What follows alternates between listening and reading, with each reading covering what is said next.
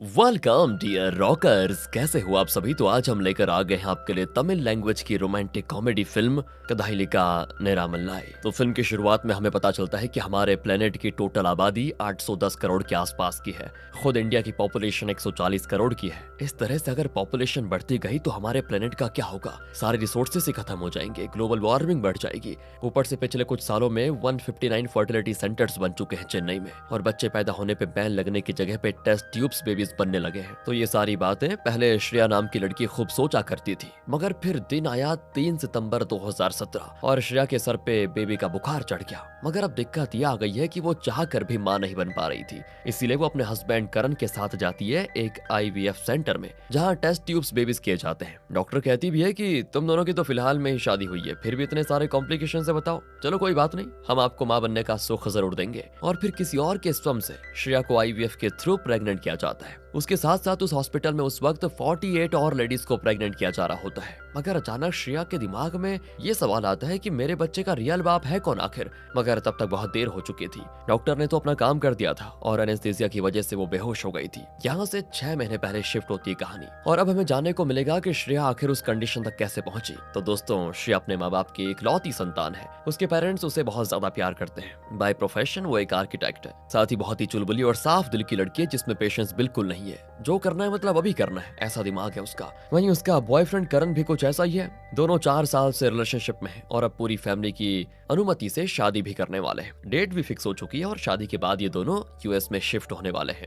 US की visa के लिए इन्हें हस्बैंड वाइफ होने का सबूत देना होगा। इसीलिए शादी से 10 दिन पहले करण उसको समझा बुझाकर कोर्ट मैरिज करने को कहता है, ताकि 15-20 दिनों में वीजा मिल जाए और दोनों यूएस में शिफ्ट हो जाएं। पर क्या है ना, ये बात श्रेया अपने पेरेंट्स को नहीं बताती, क्योंकि उसके पेरेंट्स का मानना है कि पहले अच्छे से रीति रिवाज के हिसाब से शादी होना जरूरी है, बाद में कोर्ट मैरिज वगैरह होती रहेंगी। लेकिन श्रेया उनको बिना बताए ही करण से कोर्ट मैरिज कर लेती है। दूसरी ओर बेंगलुरु में सिड नाम का एक आर्किटेक्ट होता है। उसका भी श्रेया की तरह सोचना है कि हमें हमारे प्लेनेट को थोड़ा रहने लायक बनाना चाहिए। वो अपने ऑफिस में पिच भी करता है ग्रीनरी बिल्डिंग बनाने को। उसका आइडिया तो सभी को बहुत पसंद आता है, मगर इसमें खर्चा काफी आ रहा था, इसीलिए वो अप्रूव नहीं करते, जिससे सिड को बहुत ही स्ट्रेस होता है। मगर उसके 2 स्ट्रेस बस्टर दोस्त उसकी सारी उदासी छू मंतर करने का हुनर रखते हैं। इन दोस्तों का नाम है गॉड और सेतु। ये दोनों बिल्कुल ही अलग पर्सनैलिटी के लोग हैं। जहाँ सेतु एक गे है और उसे बच्चों से बहुत ही लगाव है, वहीं गॉडवा पहले तो गेस को पसंद नहीं करता, मगर अपने दोस्त को वो किसी तरह एक्सेप्ट कर चुका है। पर वो गे पेरेंटिंग के सख्त खिलाफ है। उसका तो मानना है कि बिना माँ के बच्चे की परवरिश कैसे की जा सकती है बताओ। सेतु उसे बहुत समझाता है कि मैं ही उस बच्चे की माँ बनूंगा भाई, उसका ख्याल रखूंगा।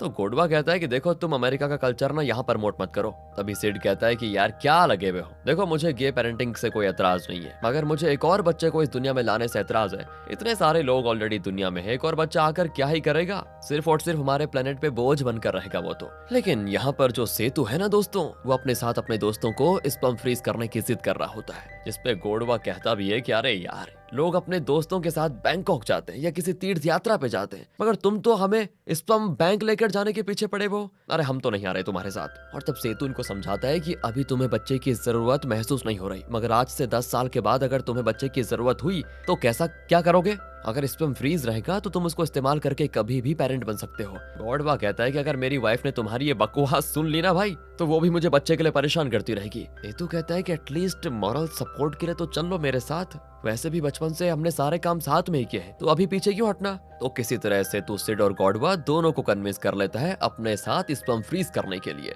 जहां अब इन तीनों को एक पेन ड्राइव और छोटी सी व्हाइट डिब्बी दी जाती है और फिर सेपरेटली रूम में भेज दिया जाता है स्पर्म डिब्बियों में भरने के लिए। उस पेन ड्राइव में गंदी गंदी वीडियोस होती है, मतलब उस तरह की जिसके बाद काम हो जाने के बाद वापस जमा करना था उनको, वो पेन ड्राइव भी और वो डिब्बी भी। मगर सिड बदमाशी करता है और वो पेन ड्राइव पे अपना हाथ साफ कर लेता है, जिससे उस हॉस्पिटल की नर्स बहुत हल्ला करती है कि वो हॉस्पिटल की प्रॉपर्टी है समझे, मैं उसका हर्जाना कहां से भरूंगी। दूसरी ओर सिड के दोस्त जब उससे कहते हैं कि बताओ यार, तुमने पेन ड्राइव चुरा लिया, अरे अब तो हॉस्पिटल वाले तुम्हें परेशान करके ही रहेंगे। सिड बताता है नहीं, ऐसा हो ही नहीं सकता, मैंने फॉर्म में अपना गलत नाम और एड्रेस लिख दिया था, तो कोई मेरी तलाशी ले ही नहीं पाएगा। मगर दोस्तों, हॉस्पिटल वाले अपने जेब से तो ये लॉस नहीं उठाने वाले थे, इसीलिए वो क्या करते हैं कि सिड के स्पर्म को बेच देते हैं, जिससे उनको मिलते हैं 5000 रुपए और उनकी पेन ड्राइव का खर्चा निकल जाता है। अब ये तीनों जाते हैं एक मॉडलिंग शो देखने के लिए। दरअसल सिड की जो गर्लफ्रेंड है रूही, वो एक मॉडल है। इन दोनों की एंगेजमेंट होने वाली है है और रूही उम्मीद कर रही है कि जल्द से जल्द शादी भी हो जाएगी। मगर सिड शादी नहीं करना चाहता, उसे सिर्फ रूही से मतलब है, ना कि शादी और बच्चे से।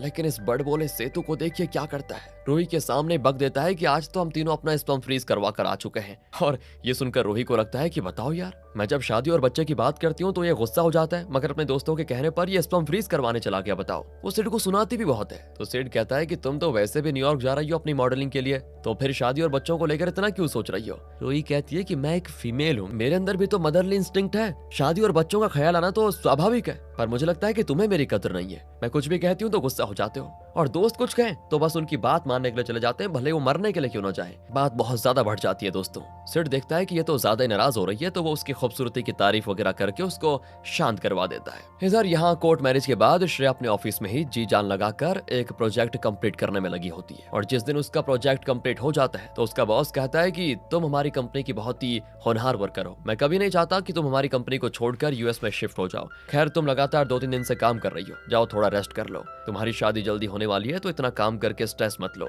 इसके बाद दोस्तों श्रेया सीधा जाती है अपने हस्बैंड के घर पर, वो भी शराब वगैरह लेकर कि इतने दिनों से काम कर रही थी तो आज मस्त करण को सरप्राइज कर दूंगी, उसके साथ शराब पीकर प्यारी प्यारी बातें करूंगी और क्वालिटी टाइम स्पेंड हो जाएगा। मगर दोस्तों, करण को सरप्राइज देने की जगह श्रेया को ही सरप्राइज मिल जाता है, क्योंकि करण अपने बेडरूम में अपनी एक फीमेल फ्रेंड के साथ लगा हुआ था टोटल। श्रेया अपनी आंखों से ये नजारा देखकर बिल्कुल शॉक हो जाती है। एक बार देखने पे तो उसको अपनी आंखों पर भी भरोसा नहीं होता, तो वो दरवाजा खोलकर दोबारा देखती है। ओह, इस बार करण उसको देख लेता है। वो फटाक से कपड़े वपड़े पहनकर श्रेया के सामने आ जाता है कि बेबी सॉरी, तुम जैसा समझ रही हो वैसा कुछ नहीं है, ये तो मेरी ऑफिस में काम करने वाली लड़की है, हमारा कुछ भी सीरियस नहीं चल रहा, मैं सब कुछ ठीक कर दूंगा। पर अब क्या ठीक करेगा ये? श्रेया का दिल टूट टूट कर बिखर चुका था। अब तो वो करण की शक्ल नहीं देखना चाहती, वो सीधा अपने घर आकर खुद को रूम में लॉक कर देती है और अपने पेरेंट्स के लाख कहने पर भी दरवाजा नहीं खोलती। कुछ दिनों के बाद उसकी फेवरेट आंटी आती है, उनके लिए वो सिर्फ दरवाजा खोलती है। दरअसल वो आंटी श्रेया के लिए पार्टनर इन क्राइम थी, उन्हें श्रेया के सारे करतूतों के बारे में पता था, तो अब वो उन्हें करण की चीटिंग के बारे में भी बता देती है। आंटी कहती है अच्छा हुआ शादी करने से पहले सारी करतूतें सामने आ गई, कभी सोचा है कि अगर शादी हो जाती तो कितना झमेला होता, पहले डिवोर्स लेना पड़ता, फिर पूरे समाज में तुम डिवोर्स ही कहलाती। श्रेया कहती है कि पर मैंने तो उससे कोर्ट मैरिज कर ली है और करण ने मुझे ये बात किसी को बताने से भी मना किया था। दोस्तों, अब श्रेया जाती है लॉयर से बात करने के लिए डिवोर्स के बारे में। वो बहुत ही बुरी तरीके से अपने इस ब्रेकअप फेज से डील कर रही होती है, सारा दिन बस शराब पीकर अपने कमरे में पड़ी रहती है। उसे मतलब एक तरफ से अब मर्द जात से नफरत ही हो गई है, वो सोच लेती है कि अब तो मैं शादी वादी कभी करने वाली हूँ नहीं। उधर दोस्तों सिड की एंगेजमेंट वाली दिन की बात है, उसने पूरा वेन्यू बुक किया होता है, सारे गेस्ट्स वगैरह वहां पर आ चुके होते हैं। वो आते हैं, वेट करते हैं, खाना खाते हैं और फिर वेट करते हैं, मगर रूही नहीं आती, जिससे सिड का दिल बैठा जा रहा होता है कि कहाँ गई। उसे लग रहा था कि कहीं रूही के साथ कोई अनहोनी तो नहीं हो गई, मगर काफी लेट में रूही के पेरेंट्स आते हैं उदास होकर और सिड को रूही की लिखी हुई एक लेटर देते हैं, जिसमें उसने लिखा था कि मैंने खुद को बहुत समझाया मगर मुझे तुमसे एंगेजमेंट करना सही नहीं लगा। हाँ, प्यार तो मैं तुमसे बहुत करती हूँ, मगर प्यार ही सिर्फ जिंदगी गुजारने के लिए काफी नहीं होता। दोस्तों, सिड का भी ब्रेकअप हो चुका है, साथ ही समाज में उसका मजाक भी बन गया है। सिड अब यहाँ से जैसे पागल ही हो जाता है और अब वो हर एक लड़की पे हिट कर रहा होता है। उसे जो पसंद आ जाती उसे इम्प्रेस करके होटल में ले जाने से पहले वो एक बार भी नहीं सोचता, और वहाँ श्रेया को उसके पेरेंट्स शादी ब्याह में लेकर जाते हैं ताकि वहाँ उसे कोई लड़का पसंद आ जाए। मगर श्रेया तो किसी लड़के को देखना भी पसंद नहीं करती, मगर हाँ उसे बच्चों में बड़े इंटरेस्ट होता है। अब एक बार की बात है कि श्रेया अपनी मॉम के साथ एक बेबी के फंक्शन में जाती है। वहाँ जब वो बेबी को गोद में लेती है तो उसके अंदर की मदर इंस्टिंक्ट जाग जाती है। तभी उसकी मॉम उसके पास आकर कहती है कि बेटा, हमारे जान पहचान में एक लड़का है, उसने तुम्हें देखा और अपने पेरेंट्स से कहा कि वो शादी करने में इंटरेस्टेड है, शादी कर लो, बच्चे कर लो, फिर सब ठीक हो जाएगा, तुम करण से भी मूव ऑन कर लोगी फिर। मगर श्रेया जो थी ना, उसके तो सोचने का तरीका ही अलग हो गया है। वो करण से मूव ऑन तो करना चाहती थी, मगर किसी लड़के पे ट्रस्ट नहीं करना चाहती, वो शादी नहीं करना चाहती साफ तौर पर। इसीलिए वो अपना खुराफाती दिमाग लगाती है कि चलो शादी ना सही, बच्चा तो मैं कर ही सकती हूँ, दुनिया मॉडर्न हो गई है, आईवीएफ जैसी चीजें अवेलेबल है। तो वो बिना अपने पेरेंट्स को ये बात बताए सीधे जाती है करण के पास और कहती है कि तुमने जो किया ना उससे मैं बहुत ही गुस्सा हूँ, मैं शादी तो नहीं करना चाहती तुमसे,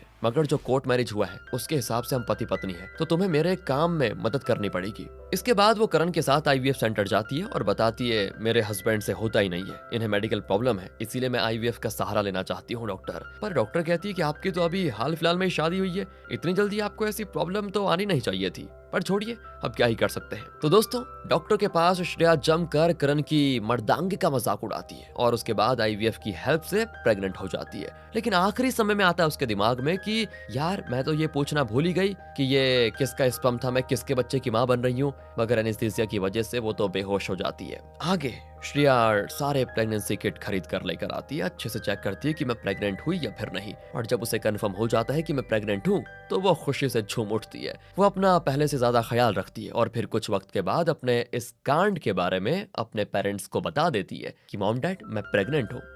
उसके पेरेंट्स को लगता है कि बच्चे का बाप करण ही होगा, तो उसकी माँ तो उसे खूब सुनाती है कि जब मैं तुम पे रोक टोक लगाती थी तो तुम मुझे सीरियसली नहीं लेती थी, और अब देखो क्या हो गया, तुमने शादी भी कैंसिल कर दी और उसके बच्चे की माँ भी बन गई हो। देखो अब तो तुम्हें किसी भी तरह उससे शादी करनी होगी। तब श्रेया कहती है कि क्या हो गया आपको, मॉम डैड करण इस बच्चे का बाप नहीं है। तो वो लोग पूछते हैं फिर कौन है, मगर श्रेया को तो पता ही नहीं है। वो कहती है अब मुझे नहीं पता। अब इस पे उसके पेरेंट्स भड़क जाते हैं कि ऐसे कैसे नहीं पता तुम्हें। तब जाकर श्रेया उनको सारी बातें बताती है कि मैंने आईवीएफ की हेल्प से कंसीव किया है। ये सुनते उसके पेरेंट्स का तो दिमाग खराब हो जाता है, खासकर उसकी माँ का। बहुत गुस्सा करती है और कहती है चुपचाप एबॉर्शन करवा ले बस। श्रेया की माँ उसे अपने घर से निकाल देती है। दोस्तों यहाँ तक अब श्रेया थी इंडिपेंडेंट लड़की, अच्छी पोस्ट भी थी उसकी, तो पैसों की कोई दिक्कत नहीं थी। वो आराम से अपने लिए एक अपार्टमेंट भाड़े पर ले लेती है और फिर उसे अपना घर बनाने में लग जाती है। जब डिलीवरी की डेट नजदीक आती है तो वो अपनी फेवरेट आंटी को अपने घर पे बुला लेती है। वो आंटी भी शायद विडो थी या डिवोर्सी थी, पता नहीं, पर वो सिंगल जरूर थी, जिसकी वजह से उन्हें श्रेया के साथ रहने में कोई दिक्कत नहीं होती।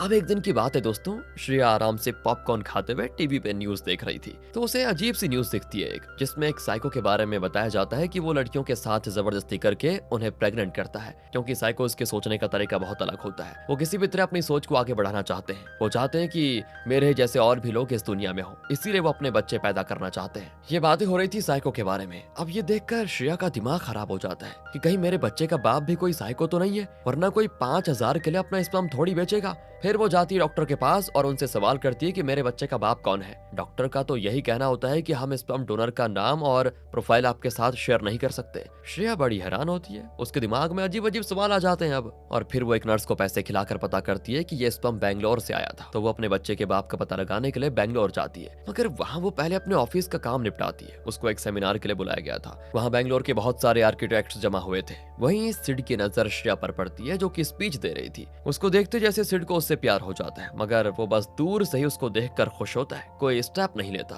फिर रात में वो अपने दोस्तों के साथ फिर उसी बार में बैठकर शराब पी रहा होता है जहां वो हमेशा पिया करता था। कुछ ही देर में दोस्तों वहां पर श्रेया आ जाती है। दरअसल वो उसी एड्रेस पर आई थी जहां उसके होने वाले बच्चे के डैड रहा करते हैं। पर एड्रेस पे पहुंचने के बाद श्रेया शॉक्ड कि यहाँ पे तो कोई रेजिडेंशियल एरिया होने के बजाय एक बार है। तो कुछ समझ आया दोस्तों आपको? सिड ने जब अपना स्पर्म फ्रीज करवाया था तो जानबूझकर अपना नाम और एड्रेस गलत डाल दिया था। अब ये बात तो श्रेया भी समझ जाती है, मगर उसे बड़े जोर की भूख लगी थी उस समय, तो वो सोचती है हटाओ इस नालायक की चर्चा, मैं अपने पेट पूजा कर लेती हूँ, बाकी बातें बाद में। मगर जब वो अंदर आती है तो उसकी मुलाकात हो जाती है सिड से। अब सिड अचानक वहाँ पे श्रेया को देखकर सरप्राइज, पर वो ये मौका हाथ से गंवाना नहीं चाहता था, इसलिए वो सामने से जाकर श्रेया से बात करता है और बताता है मैं भी एक आर्किटेक्ट हूँ, आपको मैंने आज सेमिनार में स्पीच देते हुए देखा, बड़ा अच्छा लगा, मानना पड़ेगा आप बड़ी अच्छी स्पीकर हैं, काफी कॉन्फिडेंटली बात करती हैं आप ऐसे। इसके बाद श्रेया को सिड अपने बाकी दोस्तों से मिलवा लेता है। ये लोग साथ में खाते पीते हैं, काफी सारी बातचीत करते हैं, और जब घर जाने की बारी आती है तो श्रेया को सिड अपने घर चलने को कहता है कि मेरे डैड बहुत ही अच्छी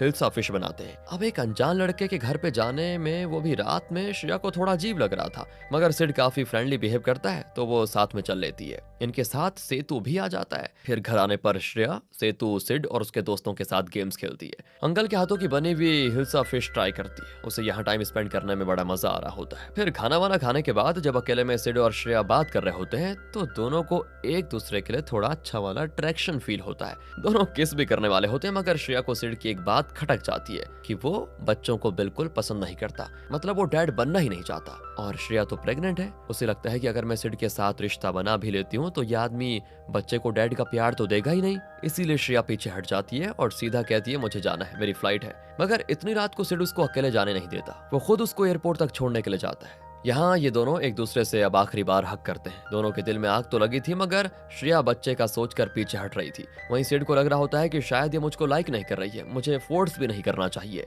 फिर श्रेया सिड से दूर जाते वक्त भगवान से यही प्रार्थना करती है कि मेरी कोख में पलने वाला बच्चा लड़का ना हो भगवान, क्योंकि आज के लड़के किसी काम के नहीं है, ऐसा उसका सोचना था, जबकि गलत बात है। वैसे श्रेया बस लड़की चाहती है दोस्तों, मगर तकदीर को शायद कुछ और ही मंजूर होता है। क्योंकि जब श्रेया की डिलीवरी होती है तो उसे एक बेबी बॉय होता है। अब अपना बच्चा है तो उसे किसी भी हाल में एक्सेप्ट करना ही पड़ेगा, भले ही वो लड़का हो या फिर लड़की। इसके बाद कहानी 8 साल के आगे चली जाती है। श्रेया अपनी फर्म की अभी भी सबसे होनहार वर्कर है और उसके बॉस उसको कहता है कि अगर विश्वामित्रा की प्रोजेक्ट हासिल करने में तुम कामयाब हो जाती हो तो मैं तुम्हें अपना हाफ पार्टनर बना लूंगा, क्योंकि विश्वामित्रा 120 बिल्डिंग्स बनवाने वाले हैं। इसके बाद हमें क्लासरूम में बच्चों को अपने फादर के बारे में बातें करते हुए देखते हैं। दरअसल स्कूल में फादर्स वीक चल रहा होता है, तो वो सभी अपने अपने फादर के बारे में बताते हैं कि वो कैसे हैं, क्या काम करते हैं, कितना प्यार करते हैं, वगैरह वगैरह। पर जब पार्थ की बारी आती है तो वो बताता है, मेरे डैड तो इंडिया पाकिस्तान की वॉर में शहीद हो गए थे। उस वक्त मैं काफी छोटा था, इसीलिए मैंने उनके साथ कोई खास टाइम स्पेंड नहीं किया।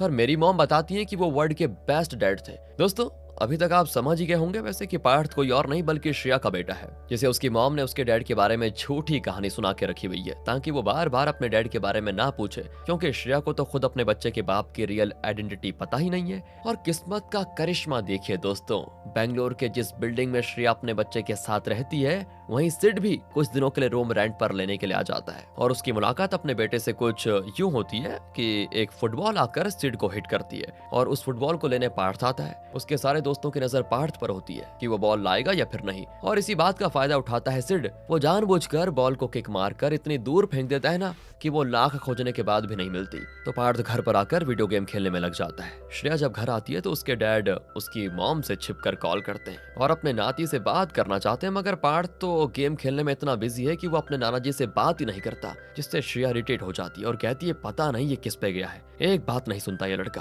तो इस पे श्रेया की आंटी कहती है, क्या पता अपने बाप पे गया हो। तभी दरवाजे पे डोरबेल बजती है और विवेक नाम का लड़का हमेशा की तरह कॉफी पाउडर मांगने आ जाता है। तो इस पे अकेले में श्रेया की आंटी कहती है कि बेचारा पिछले 2 साल से तुमसे कॉफी पाउडर मांगने के बहाने बात करने आता है, एक बार चांस दे दो उसको। पर श्रेया का तो है कि मर्द जात से यकीन ही उठ गया, वो अब किसी और मर्द को एक मौका तो छोड़िए, जरा भी क्लोज नहीं जाना चाहती। कुछ देर के बाद जब श्रेया पार्थ के कमरे में जाती है तो देखती है कि वो तो अपने नाना जी से वीडियो कॉल पे लगा हुआ है और उन्हें बता रहा है कि पता है नाना जी, एक पागल आदमी ने आदित्य की फुटबॉल को जोर से हिट करके पता नहीं कहाँ गुम कर दिया। अब अगर मैं आदित्य को नई फुटबॉल नहीं दूंगा ना तो वो मुझे फुटबॉल की तरह किक करेगा, प्लीज आप मुझे फुटबॉल दिला दो ना। ये सब जानने के बाद श्रेया अगले दिन जाती है प्लेग्राउंड में और उस आदमी को दोस्तों जिसने फुटबॉल खो दिया था उसको ढूंढने जाती है। पर जब पार्थ बताता है कि मॉम यही है वो आदमी, तो सिड और श्रेया दोनों ही शॉक्ड हो जाते हैं। दोनों फिर थोड़ी बातें करते हैं आपस में। श्रेया को सिड बताता है कि मैं तो यहाँ एक प्रोजेक्ट के सिलसिले में हूँ और 2-3 महीने तक रहने का इरादा है बस यहाँ पर। अब इन दोनों की मुलाकात विश्वामित्रा के ऑफिस में होती है, जहाँ इन दोनों के अलावा और भी कई सारी कंपनीज के आर्किटेक्ट्स पार्टिसिपेट करते हैं प्रोजेक्ट हासिल करने के लिए। और कुछ दिनों के बाद ही ये पता चल जाएगा कि किसको ये प्रोजेक्ट मिलेगा। मीटिंग के बाद श्रेया और सिड साथ में वाइन पीने के लिए बैठते हैं और एक दूसरे को चैलेंज करते हैं कि देखना ये प्रोजेक्ट तो मुझे ही मिलेगा, हम दोनों में से किसी को भी ये प्रोजेक्ट मिल जाए पर इसका हमारी फ्रेंडशिप पर कोई असर नहीं पड़ेगा। अगले दिन की बात है, श्रेया को उसके बेटे के स्कूल में बुलाया जाता है, जहां टीचर कंप्लेन करते हैं कि पार्थ ने स्टूडेंट्स के साथ मारपीट की है। अब रात में जब श्रेया सिड से पूछती है कि तुमने मारपीट क्यों की, तब वो बताता है कि वो लोग मेरे डैड के बारे में उल्टा पुल्टा बोल रहे थे जो मुझसे बर्दाश्त नहीं हुआ। मॉम, सबके डैड होते हैं, मेरे डैड क्यों नहीं है? तो श्रेया चुप हो जाती है, फिर कुछ सोच के कहती है कि देखो, तुम्हें कभी सुना है कि सुपर हीरो के डैड होते हैं? नहीं ना, इसी तरह तुम्हारे भी डैड नहीं है। अब पार्थ पूछता है, पर सुपर हीरोज के पास तो सुपर पावर्स होते हैं, मेरे पास तो है नहीं। और तब श्रेया समझाती है कि सुपर हीरोज के सुपर पावर एक वक्त के बाद ही अनलॉक होते हैं, तुम भी जब बड़े हो जाओगे तो तुम्हें भी सुपर पावर्स मिल जाएंगे। अगले दिन की बात है, पार्थ अचानक लापता हो जाता है, जिससे श्रेया का तो रो रो कर बहुत ही बुरा हाल हो जाता है कि कहाँ गया। वो पहले अपनी सोसाइटी में हर जगह उसे ढूंढती है, फिर सबसे लास्ट में ढूंढते ढूंढते सिड के पास जाती है। अब श्रेया को इस तरह रोते गिड़गिड़ाते देखकर सिड को बड़ा बुरा लग जाता है। वो कहता है कि घबराओ मत, मैं हूं ना, मैं कुछ करता हूँ। इसके बाद वो पुलिस को कॉल करके सारी बातें बताता है। फिर बड़ी मुश्किल से पार्थ को लोकल एरिया में ढूंढा जाता है और काफी ढूंढने के बाद उसे रेलवे स्टेशन से बरामद किया जाता है। और जब सिड से पूछा जाता है कि वो रेलवे स्टेशन पर क्या कर रहा था, तो वो बताता है कि मैंने सुना है मेरे डैड बैंगलोर के थे, इसीलिए मैं वहीं जा रहा था उनके बारे में पता लगाने। ये सुनकर सभी हैरान। मतलब दोस्तों, पार्थ को अपने डैड के बिना बहुत ही अधूरा अधूरा सा लग रहा है, उसकी जिंदगी में पिता की कमी है। और अब जैसे ही सिड को पता चलता है ना कि श्रेया सिंगल है, उसका हस्बैंड का कोई चक्कर नहीं है, तो वो खुश हो जाता है और एक पिता की तरह पार्थ को डराता धमकाता भी है कि फिर से बेटा अगर ऐसी कोई हरकत की ना तो मुझसे बुरा नहीं होगा। अगले दिन की बात है, सिड न्यू फुटबॉल खरीद कर पार्थ को गिफ्ट भी करता है। इतना ही नहीं, वो उसे फुटबॉल खेलना भी सिखाता है ताकि पार्थ के स्कूल के फुटबॉल टीम में उसका सिलेक्शन हो जाए। तो इस तरह से सिड अपनी तरफ से हर कोशिश करने लग जाता है श्रेया की जिंदगी में अपनी जगह बनाने के लिए। वो जो विवेक था ना, जो 2 साल से श्रेया पे लाइन मार रहा है, वो हमेशा कॉफी पाउडर मांगने को आया करता है, उसी की बात कर रहा हूँ मैं। तो एक दिन सिड एक डिब्बा उसको कॉफी पाउडर खरीद के दे ही देता है। साथ ही वो स्ट्रिक्टली विवेक से ये भी कहता है कि अब श्रेया के दरवाजे पे दस्तक मत देना, समझे। और श्रेया भी जब नोटिस करती है कि पार्थ और सिड की बहुत ही अच्छी दोस्ती हो गई है, दोनों साथ में बाप बेटे जैसे लगते हैं, तो उसे बड़ी खुशी होती है। उसे पार्थ की लाइफ में एक फादर फिगर चाहिए था। साथ ही वो सिड की ओर तो 8 साल पहले से अट्रैक्टेड थी, तो उसे लगता है कि सिड से अगर बात बन जाएगी तो मैं भी खुश और मेरा बेटा भी खुश। अब कुछ दिनों के बाद श्रेया और सिड दोनों को ही बैंगलोर जाना होता है काम के सिलसिले में। तो सिड अपनी मस्त सी कार में पार्थ और श्रेया दोनों को लेकर जाता है। बैंगलोर में तो सिड का घर ही है, तो वो अपने घर पर ही इनको रखता है, जहाँ सिड के डैड को पार्थ दादाजी कहता है। ये लोग फिर साथ में काफी अच्छा टाइम स्पेंड करते हैं और साथ ही अपना काम भी निपटा लेते हैं। सब कुछ बहुत बढ़िया चल रहा होता है कि एक दिन अचानक रूही आ धमक जाती है। रूही वही है दोस्तों, सिड की एक्स गर्लफ्रेंड, जो मॉडलिंग करने के लिए न्यूयॉर्क चली गई थी। वो हाल ही में अपने होम टाउन में आई है और उसे जब पता चल जाता है कि सिड भी यहीं पर है, तो वो एक बार उससे मिलने आ जाती है। पर जब वो आने के बाद श्रेया से उसकी नजदीकियां देखती है तो इनसिक्योर हो जाती है और अकेले में सिड से माफी मांगती है एंगेजमेंट वाले दिन ना आने के लिए। साथ ही अब वो एक फ्रेश स्टार्ट करना चाहती है। दूसरी ओर जब श्रेया को रूही के बारे में पता चलता है तो वो भी थोड़ा इनसिक्योर हो जाती है कि मैं तो एक बच्चे की माँ हूँ और रूही एक मॉडल है, सिड उसको छोड़कर मुझ पर क्यों प्यार करेगा। अब इन दोनों के बीच में सिड फंस जाता है। ऊपर से जब इनको चेन्नई आना होता है तो वहाँ पे मुझे भी कुछ काम है बोलकर रूही भी इनके साथ चली जाती है। और यही नहीं दोस्तों, सिड के अपार्टमेंट में ही स्टे करती है, जिससे श्रेया को और बुरा लग जाता है। मगर वो डायरेक्टली कुछ कर नहीं पाती, क्योंकि अभी तक श्रेया और सिड के बीच जो कुछ भी हुआ था वो अचानक हुआ था। उस रिश्ते को इन्होंने कोई नाम नहीं दिया था। मगर रूही नोटिस कर रही होती है कि सिड श्रेया के प्यार में पड़ गया है। वो हर टाइम श्रेया और पार्थ के साथ टाइम स्पेंड करने के चक्कर में लगा रहता है। इसीलिए रूही दोस्तों सिड को अपने हुस्न के जाल में फंसाने के लिए सेड्यूस करने की भी सारी कोशिशें करती है, मगर कोई फायदा नहीं होता। कुछ दिनों के बाद पार्थ का बर्थडे आता है। श्रेया ने तो सिड को इनवाइट तक नहीं किया था। वो तो पार्थ ही है जो जिद पैदा हुआ है कि अंकल आपको तो मेरे बर्थडे पे आना ही होगा, वरना मैं केक कट नहीं करूंगा। दूसरी ओर रूही आज वापस बैंगलोर जाने वाली है, तो कहती है कि मैं तुम्हारे फ्लैट पे ही रुकी हुई हूँ सिड, फिर भी तुमने अच्छे से मेरे साथ टाइम स्पेंड नहीं किया और अब मैं जाने वाली हूँ। आज की रात यहाँ मेरी आखिरी रात है, चलो ना डिनर करने चलते हैं बाहर। मगर सिड उसे साफ साफ मना कर देता है, ये कहते हुए कि आज तो मुझे पार्थ के बर्थडे पार्टी में जाना है। अब यहाँ श्रेया को देखना है कि सिड किसे चूज करता है। मगर दोस्तों रात में सिड तो सुपर हीरो के कॉस्ट्यूम में आकर सभी को सरप्राइज कर देता है। पार्थ भी सिड को देखकर बहुत खुश। फिर ये लोग साथ में अच्छे से पार्थ का बर्थडे सेलिब्रेट करते हैं। इसके बाद ड्रेस चेंज करने के लिए सिड श्रेया के रूम में जाता है। वहाँ वो श्रेया का लैपटॉप ऑन करके देखता है तो रुककर कुछ देखने लगता है कि श्रेया अपने प्रोजेक्ट पर क्या काम कर रही है। मगर तभी वहाँ पे श्रेया आ जाती है और उसे अपना लैपटॉप चेक करते हुए देखकर भड़क जाती है। कहती है कि अच्छा तो तुमने मेरे बेटे का यूज किया मेरे लैपटॉप तक पहुंचने के लिए, ताकि वो प्रोजेक्ट तुम्हें मिल जाए। अब सिड उसको समझाने की कोशिश करता है कि नहीं मेरा ये मतलब नहीं था, लेकिन श्रेया तो उसको झाड़ कर अपने घर से निकाल देती है। अगले दिन जब वो ऑफिस पहुंचती है तो पता चलता है कि सारे फर्म्स के केस में सिड ने पहली पोजीशन हासिल की है और श्रेया ने सेकंड, यानी विश्वामित्रा के प्रोजेक्ट सिड को मिलेगा। मगर पता नहीं क्यों उसने बैकआउट कर दिया है, जिसकी वजह से वो प्रोजेक्ट अब मिलेगा श्रेया को, जिससे खुश होकर श्रेया के बॉस उसे अपना पार्टनर बना लेते हैं और सिड की बेवकूफी पे हंसते हैं और कहते हैं कि अब तो पक्का सिड की कंपनी उसको निकाल देगी। दूसरी तरफ हम देखते हैं कि सिड अपनी मर्जी से अपनी कंपनी से रिजाइन कर रहा है। सिड के वापस बैंगलोर आ जाने के बाद श्रेया को अपनी गलती का एहसास होता है कि वो तो मेरी मदद करना चाह रहा था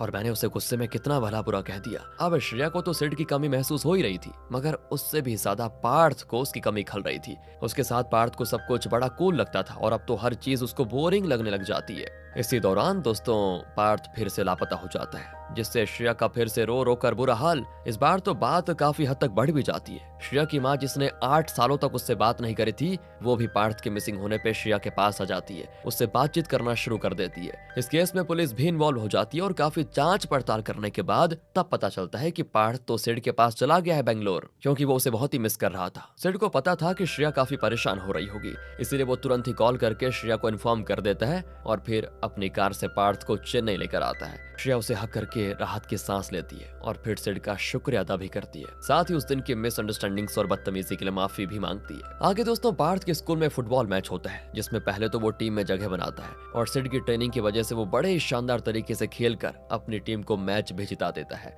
एक तरफ तो पार्थ गेम खेल रहा है, वहीं उसके गेम को श्रेया और सिड देखते हुए आपस में बातें कर रहे होते हैं। सिड श्रेया को बताता है कि मैंने अपनी जॉब से रिजाइन कर दिया, क्योंकि मैं बहुत पहले से ही अपना खुद का फर्म शुरू करना चाहता था, मगर हिम्मत नहीं जुटा पा रहा रहा था, मगर तुमसे मिलने के बाद, तुम्हें जानने के बाद मुझे लगा कि जब तुम अपनी लाइफ के साथ रिस्क लेकर टेस्ट ट्यूब बेबी कर सकती हो तो मैं अपनी फर्म तो स्टार्ट कर ही सकता हूँ। एक्चुअली तुम ही मेरी इंस्पिरेशन हो और मैं तुम्हारे साथ ही अपनी पूरी लाइफ स्पेंड करना चाहता हूँ। I love you. मैं जितना प्यार तुमसे करता हूँ उससे ज्यादा प्यार मैं पार्थ से करता हूँ, तो मैं उसे अपनाने के लिए भी तैयार हूँ। तुम दोनों से मिलने के बाद सच बताऊं तो मेरी सोच बदल गई। मैं एक कंप्लीट फैमिली मैन बनना चाहता हूँ। ये सुनकर श्रेया के दिल को राहत की सांस मिलती है और वो रिलेशनशिप के लिए हाँ कर देती है, मगर दोनों ही शादी करके लॉ के बीच में नहीं आना चाहते। वो इस तरह बिना किसी रूल के डर कर साथ में जिंदगी बिताना चाहते हैं। वहीं दूसरी ओर सिड का जो गे फ्रेंड था ना सेतु, उसे अपना प्यार मिल गया था और वो शादी भी कर लेता है। सेतु की शादी में जब तीनों दोस्त फिर से एक जगह पे जमा होते हैं तो वो 8 साल पहले वाली स्पर्म फ्रीजिंग की बात याद करते हैं और खूब हंसते भी हैं। और जब वहाँ पे श्रेया आती है तो चुप हो जाते हैं, जिससे होता यह है कि आखिर तक श्रेया और सिड को पता ही नहीं चल पाता कि पार्थ सिड के स्पर्म से ही बना है।